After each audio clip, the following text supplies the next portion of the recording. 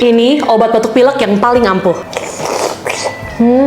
Buah pir kita kupas dulu kayak gini. Kita belah 4, dibuang bijinya. Masukin kayu manis sama cengkeh. Kalau udah mendidih kayak gini, sekarang kita mau angkat kayu manis sama cengkehnya. Masukin buah pirnya, kita rebus selama 10 menit. Tutup. Uapnya bisa mengatasi hidung mampet. Udah 10 menit, kita matiin kompornya. Masukin jahe, diungkep aja jahenya, nggak usah dimasak. Udah dingin, langsung mau diminum dan dimakan buah pirnya. Ini bagus banget buat sakit tenggorokan, buat batuk pilek. Diminum kayak gini aja, nggak usah dikasih gula sama dikasih madu sama sekali. By the way, kalau kalian mau juga punya chef pajamas yang gemes kayak gini, kalian bisa langsung beli di Nyonya Piyama. Ini kolaborasi aku sama Nyonya Piyama. Coba kalian kalau sakit biasanya tim yang minum obat atau nggak usah minum obat?